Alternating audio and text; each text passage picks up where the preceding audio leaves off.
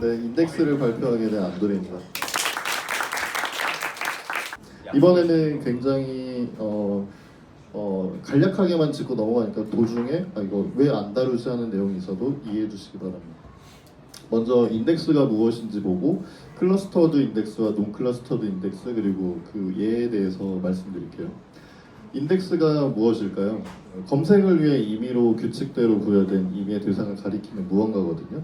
우리가 자바 코드에서 인덱스를 많이 보셨을 거예요. 어떤 리스트에 대해서 어떤 리스트 안에 어떤 요소에 접근하기 위해서 인덱스를 이렇게 썼죠. 우리 주변에도 인덱스가 상당히 많이 보이는데요. 이런 것들이 아마 인덱스로 볼 수 있을 거예요. 2학년 3반 21번 하면은 누구를 특정할 수 있죠. 그리고 이거 주민번호거든요. 주민번호 역시 누군가를 특정할 수 있는 인덱스의 한 종류라고 볼 수 있어요. 그리고 서울시 송파구 신천동 루터회관도 역시 인덱스가 될 수 있고 우편번호 역시 인덱스의 일종이라고 볼 수 있죠.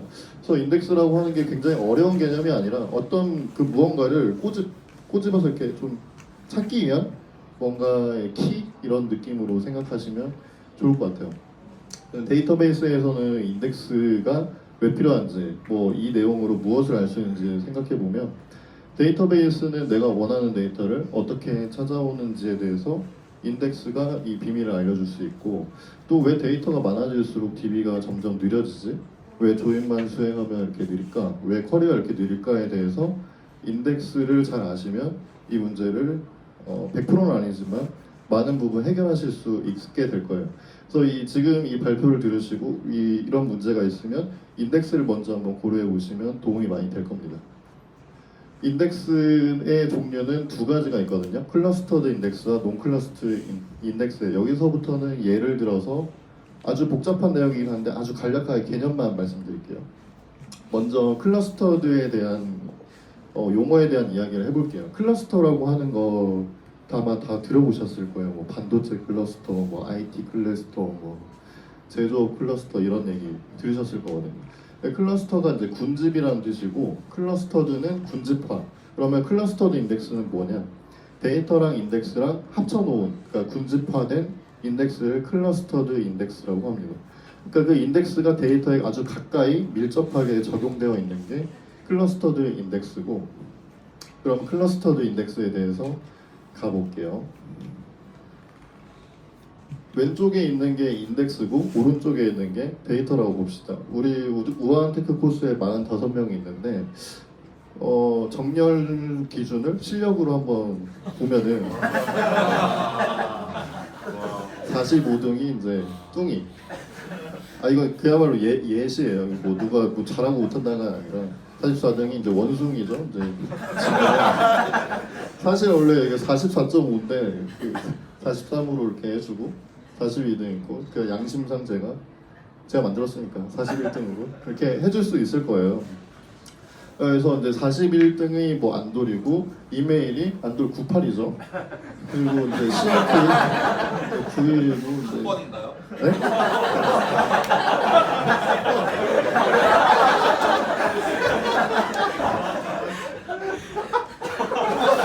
여기 읽고 있는데 여기. 그렇게 돼 있다고 이렇게 데이터셋을 모아놨다고 생각해 볼게요.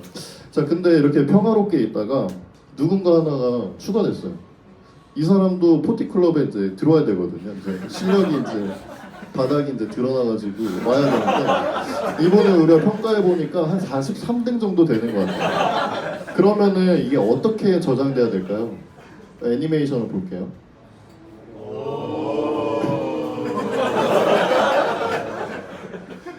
그러니까 이제 43등이 들어가야 되니까 밑에 있는 애들이 자리를 비워주고 그 다음에 브라운이 이렇게 43등이 되고 43등 번호 매겨주고 4, 5, 6 이렇게 하나씩 밀어가야 되겠죠.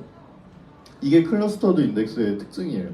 이렇게 41등부터 43등까지를 원하면은 이미 이렇게 데이터가 정렬되어 있는 상태이기 때문에 범위 검색할 때 아주 강력합니다. 이 부분만 긁어오면 되니까요. 근데 대신에 클러스터드 인덱스가 중간에 삽입돼야 된다든지 아니면 정렬하는 비용이 커지게 되면은 아주 성능에 악영향을 미치게 될 거예요. 지금도 생각해보면 우리가 45명이라고 세 번만 밀어내면 되지만 한 1000명쯤 있으면 43등이 되려면 900 몇 번을 다 밀어넣고 다시 한 명을 인서트를 해야겠죠. 그렇기 때문에 클러스터드 인덱스는 순서대로 이렇게 정렬되어 있기 때문에 그런 특징들이 있어요. 범위 검색에는 강력하지만 그 인서트 할 때는 아주 어려움이 있을 수 있다. 이건 또 나중에 다룹니다. 논클러스터 인덱스는 뭐냐? 클러스터드가 되지 않은 거죠. 데이터랑 연결되어 있는 게 아니라 어떤 인덱스랑 연결되어 있어요. 간접 참조를 하고 있는 거죠. 45등은 123번지로 가면 있다. 20등은 231번지로 가면 있다. 1등은 145번지로 가면 있다. 지금 보면 순서와 상관이 없죠. 그리고 데이터를 가지고 있진 않아요. 근데 이거를 찾아보면은 123번지에 뚱이가 있는 거죠. 그리고 20등에는 마틴이 있는 거고.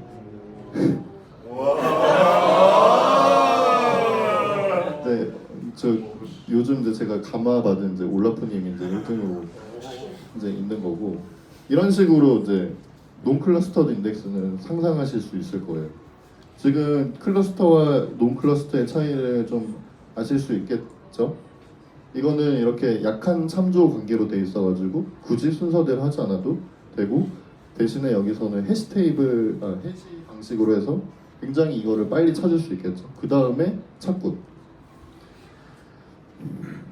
자, 그러면 이제 한번 지금까지 내용을 한번 정리해 봅시다. 지금 이렇게 클러스터드 인덱스는 우리가 알고 있는 PK랑 아주 유사합니다. 반드시 PK인 건 아니지만 PK와 거의 같다고 생각하셔도 무방할 것 같아요. 이거의 특징은 순서대로 돼 있어요. 순서대로 데이터를 정렬해야 되기 때문에 한 테이블에 여러 조건이 있을 수 없습니다. 가나다 순으로도 정렬하고 등수로도 정렬할 수가 없죠. 동시에 그게 존재할 수가 없는 거예요. 그래서 클러스터드 인덱스 PK는 테이블당 단 하나만 존재할 수 있는 거예요. 그리고 이 특징으로는 범위 검색이 아주 좋을 수밖에 없죠. 그 저번에 큰곰이 발표했던 캐시 전략하고도 약간 연관이 있는데, 공간 지역성이 비슷한 부분에 다 있기 때문에 그걸 다 레지스터에 긁어와가지고 거기서 이제 보면 되니까 굉장히 유리한 점이 있습니다. 그런데 전제하는 PK 사이에 인서트 할 때 대참사가 발생할 수 있어요.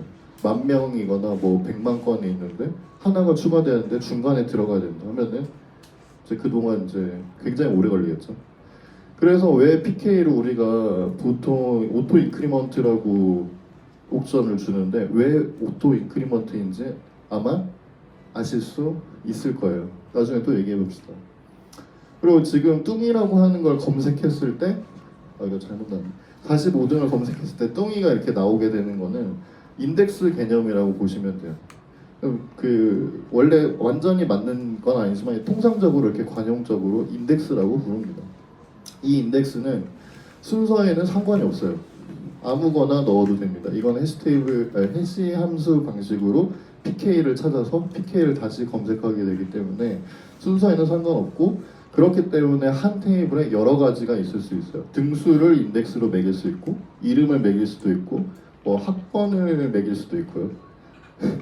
그런데 대신에 추가 저장 공간이 필요해요. 이 인덱스가 어느 위치에 있어가지고 PK를 그러니까 클러스터드 인덱스를 찾기 위해서는 추가로 데이터와 별개되는 추가의 저장 공간이 필요한데 그걸 통상 10% 정도라고 생각하고 있습니다. 그리고 또 하나 헷갈리는 부분인데 그 PK에는 그 클러스터 인덱스가 아주 어렵다고만 생각하시고, 그러면 인덱스는 반대니까 논클러스터니까 인서트 할 때 작업이 없다고 생각하시는 분도 있는데, 사실은 인서트 시에 반드시 추가 작업이 필요합니다. 어떤 그 행이 들어올 때 이것에 대한 인덱스를 생성해서 넣어줘야 되기 때문에 이거는 그 열을 바꾸거나 순서를 바꾸거나 트리를 바꾸거나 하진 않지만 분명히 인서트 시에 인덱스를 만들어야 하는 작업이 추가가 돼요. 그리고 이제 마지막으로 카디널러스라고 하는데 이 인덱스의 효과를 평가할 수 있는 항목이에요. 예를 들면 인덱스가 성별로 생각해 봅시다. 우리 중에 남자 아니면 여자 말고 또 없겠죠. 남자인 인덱스를 찾으면 절반이고 여자인 인덱스를 찾으면 절반이에요. 이런 것들 인덱스가 있어봤자 차라리 다 훑어보면서 얘가 남자구나 얘가 여자구나 하는 게 낫지 남자인에 이렇게 왔다 갔다 찾는 것보다 훨씬 유리하다는 거죠. 이렇게 중복된 것들이 많으면 많을수록 카디널러티는 낮아지고 반대로 주민등록번호처럼 유일한 값일수록 카디널러티가 높아집니다. 그래서 나중에 어떤 컬럼에 인덱스를 매길지 판단할 때 이 카디널러티 값을 많이 사용하게 됩니다. 카디널러티가 높을수록 인덱스 사용을 고려해 보시는 게 좋다는 뜻이에요. 자, 그러면 이제 순간이 왔어요. 왜 우리가 인덱스를 써야 할까요? 이거 왜 알아야 될까요? 이거는 우리 아티클 서비스 만들 때 유저 회원 로그인 기능 할 때 이제 받았던 피드백 중에 하나인데, 여기 보시면 이메일에 아이디를 달았죠. 이메일에 아이디를 달았는데 뭐라고 했냐면, 이메일을 PK로 가져갈 경우 DB 성능에 이슈가 있을 수도 있습니다. 별도 시퀀스를 PK로 가져오면 어떨까요? 왜 이런 말 하셨을까요? 어떤 성능 이슈가 있을까요? 예를 들면 기존에 있던 그 이메일이 샘플이라고 하는 S로 시작하는 이메일이 마지막에 있었어요. 근데 새로 들어온 회원이 안돌이라고 A로 시작하는 애가 있어요. 그러면 A 밑에 있는 애들은 다 자리를 일어나가지고 옆으로 간 다음에 A가 들어가야 되는 거죠. 10명일 때는 괜찮은데 100만 명쯤 됐어요. 회원 가입을 안 시켜야겠죠, 이러면? 이렇게 되기 때문에 이런 성능의 이슈라는 게 바로 클러스터드 인덱스, 즉 PK가 이메일로 됐기 때문에 그런 성능 이슈가 발생할 수 있다고 지적하신 거예요. 그래서 아마 이 이메일이 고유한 값을 매겨야 되니까 아마 그냥 아이디 값을 주셨을 텐데, 이거는 유니크 키를 주시고 PK는 클러스터드 인덱스는 다른 값으로 주는 게 유리하겠죠. 그리고 우리가 지금까지 프로젝트 하는 데 있어서 인덱스의 개념을 굳이 상상하지 않아도 공부하지 않아도 됐던 이유는 우리가 PK를 다 알고 있어요. 유저 아이디도 알고 있고 아티클 아이디도 알고 있고 코멘트 아이디도 알고 있죠. 근데 우리는 아는데 사용자는 PK를 알고 있을까요? 모르겠죠. 내가 써놓은 글을 검색하고 싶은데 그게 PK 번호가 1234니까 1234를 검색해야지 하는 사람 아무도 없을 거예요. 타이틀이 뭐였더라, 뭐 블로그였더라, 뭐 DB였더라, 인덱스였더라, 이렇게 기억하겠죠. 그러면은 내가 PK가 아닌 값으로 검색을 해야 되는 거죠. JPA 레포지터를 한번 구현해봤어요. 유저를 find by 이메일로 하고 아티클을 find by 타이틀이라고 하나 만들어 봅시다. 그 다음에 이거를 제가 목 데이터를 만들었어요. 유저는 10만 명. 우리가 블로그 서비스 만들었는데 뭐 2명 쓰고 뭐 3명 쓰고 이러면 좀 그렇잖아요. 10만 명이 있다고 해서 다 활성 사용자가 아니고 그래도 한번 뭔가 가입해볼까 하고 하면은 최소 10만 명 정도. 그리고 참고로 커뮤니티가 활성화되기 위해서 10만 명 정도가 필요하다고 많이들 그 전략가들이 이야기를 하더라고요. 힘을 받으려면 10만 명. 그리고 이 포스트는 5개씩 10만 명이 하나씩, 그러니까 5개씩 그 아티클을 작성했다고 가정해봤어요. 안돌이라고 하는 애를 찾았어요. 몇 초 걸렸냐면 0.66초 걸렸거든요. 빠른 시간인가요? 느린 시간인가요? 네? 빠른가요? 느린가요? 빨라요? 느린 거예요? 빠르면 빠르다고 할 수 있고 느리면 느리다고 할 수 있지만, 근데 잘 생각해보면 이 이메일을 찾는 과정이 이 작업으로 끝나는 게 아니라 다음 작업을 위한 준비가 될 수 있다는 거죠. 그럼 다음 작업은 무조건 0.6초를 기다려야 되는 거고, 레이턴시도 생각하면 1초 기다려야 되는 거죠. 그럼 내가 로그인 하는데 2초 기다려. 뭐야 이거. 안 하죠. 그리고 여러 가지 유저가 필요한 그 작업에서는 굉장히 오래 걸릴 수도 있고, 오래 걸리기만 하면 그래도 다행인데 중간에 죽을 수도 있어요. 왜냐하면 타임아웃이 걸리거나 인아웃이 이제 돌아가지고 뻗을 수도 있죠. 그리고 포스트의 경우에는 몇 초 걸렸냐면 5초 걸렸어요. 이건 분명히 오래 걸린 거예요. 이건 분명히 오래 걸린 거예요. 우리 보통 요즘 나온 CPU가 초당 4.5GHz 이 정도 되거든요. 하여튼 엄청 많아요. 초당 계산할 수 있는 그 연산 횟수가. 근데 5초나 걸렸다는 거는 굉장히 오래 걸린 겁니다. 자, 그러면은 여기에서 똑같은 테이블인데 인덱스 작업을 하면 몇 초 걸리는지 한번 볼게요. 빨리 걸리죠. 굉장히 빨라져요. 근데 이 인덱스라고 하는 게 이렇게 빨라지지만 앞에서 얘기했던 인덱스의 특징을 이해하시고 어떨 때 필요할 때 인덱스를 넣고 해야겠죠.